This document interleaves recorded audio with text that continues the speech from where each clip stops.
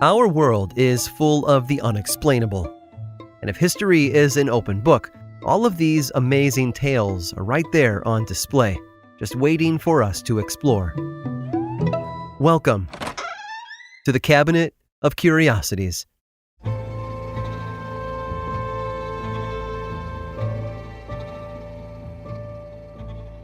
War changes everything. The economy, the landscape, the people in and around it. War is a stampede of wild elephants, leaving nothing but rubble in their wake. The costs are unfathomable. Some countries never recover, while others take years to get back even a piece of what they lost. And the soldiers who fight often lose a piece of themselves as well. But then there are the wars that don't change much. It's true, it does happen. In 1859, for example, a British-owned black boar was shot by an American farmer on an island off the coast of Washington state. The dispute that ensued resulted in a war lasting a matter of weeks between the United States and Great Britain. Eventually, a deal was worked out, and the conflict, known today as the Pig War, ended without a single lost life. Well, except the boars, that is. The Napoleonic Wars, however, changed a whole lot. Millions were killed over a span of 12 years as Napoleon worked his way across Europe. The United Kingdom, Austria, Sweden, and other countries worked to fight off the invading French Empire, eventually defeating Napoleon in 1815 at Waterloo. Spain was also heavily involved in the conflict. Its leaders had lost control of the country around 1808, and for 6 years they fought alongside the British, and were finally able to push the French forces out by 1814. But one town had been ready to get its hands dirty from day one. The small town of Huescar in the province of Granada didn't have much. They didn't even have an army, only about 8 guards to protect the town. But they wanted to help Spain put Ferdinand VII back on the throne. So in 1809, they declared war on Napoleon and his allies, specifically Denmark. Napoleon eventually lost, no thanks to Huescar, and his brother, the acting king, was banished from the Spanish throne. Spain and Denmark went on to sign the Treaty of Paris in 1814, which established France's borders and gave other countries their land back, thus ending Spain's fraught battle with the emperor. Huescar, however, never backed down. Even though Spain had found peace with France, the people of the small Spanish town remained at war with the Danes for years, 172, in fact, and yet no shots were fired, and neither side suffered a single casualty. So how could an entire country and a small Spanish town be at war with each other for that long without anyone dying or hearing about it?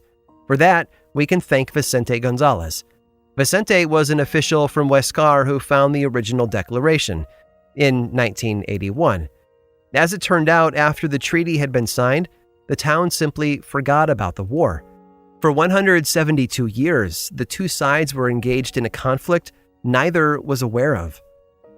Once the declaration was discovered and made public, a Danish ambassador traveled to the small town on Armistice Day in 1981 and signed a treaty, officially bringing an end to their war.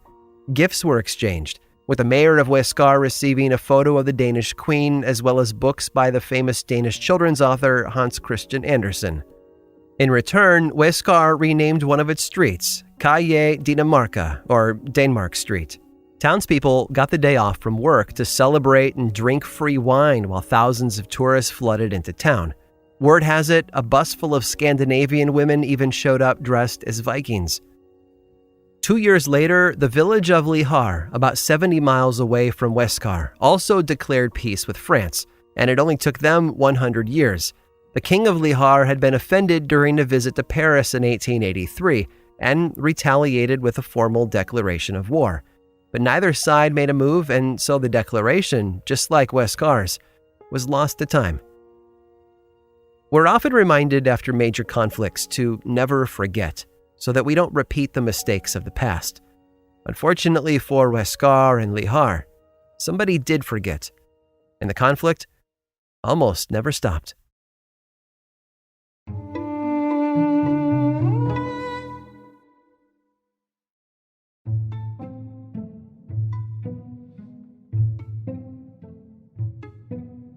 Imagine going to work and, while shuffling papers and updating spreadsheets, you uncover a conspiracy, or a scandal, or some earth-shattering information that sheds light on the customs and capabilities of past cultures.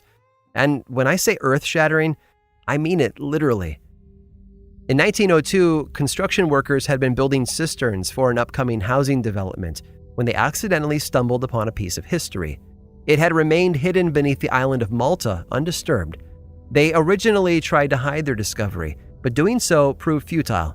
The Mediterranean site was too big to conceal, and eventually one Father Emmanuel Magri took on the task of digging a little deeper to see what exactly the workers had found. Magri began excavating in November of 1903 and worked for 4 years, slowly peeling back the layers of a place that had not been seen for over 6,000 years. Bodies, hundreds of them, were hauled out along with other artifacts and tossed away, because workers had no idea of the importance of the location, nor did they inventory anything that they found. Sadly, Father Magri had to stop the excavation to attend to some missionary work in Tunisia, where he ultimately died, but his excavation had not been forgotten. The dig was restarted a few years later by a Maltese archaeologist named Sir Themistocles Zammit, who did his best to pick up where Magri left off. If only Magri had taken better notes. He'd left behind a mess, lacking any kind of catalog of what had been discovered. Zammit worked hard to continue the dig while also keeping detailed records for both himself and future historians who came after him. Excavation was completed in 1911, though visitors had been allowed inside during the process. Today it's called the Hal Saflieni Hypogeum, and it's home to pottery, jewelry, carvings, and almost 7,000 bodies dating back to about 2500 BC. It's a necropolis, part crypt, part cemetery, designed for large cities of the time. The hypogeum itself consists of 3 levels, each bearing numerous chambers carved out of limestone. Holes were cut in the ceilings to allow light in as low as the middle level, and certain openings were designed for sunlight to pour in at specific times of the year, like the winter solstice. The chambers themselves had also been styled after the temples on the surface.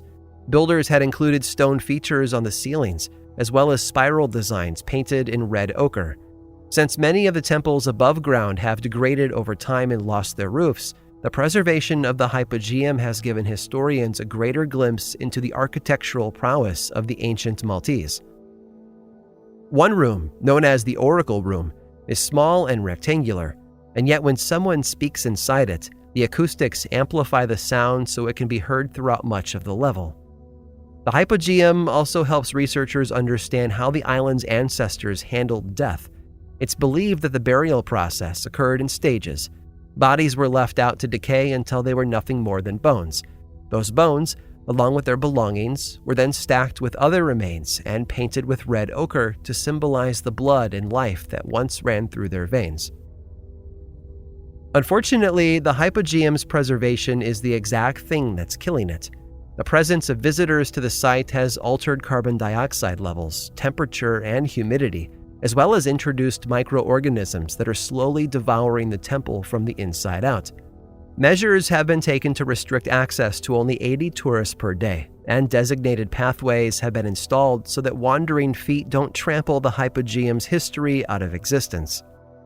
It's not certain how long the structure will last given its exposure to the rest of the world, but there's no telling what other secrets Malta has living just beneath the surface. There could be another crypt, or a secret city, or a vast treasure waiting to be found. All it would take is a shovel and a bit of luck. Of that, I'm certain. Make no bones about it.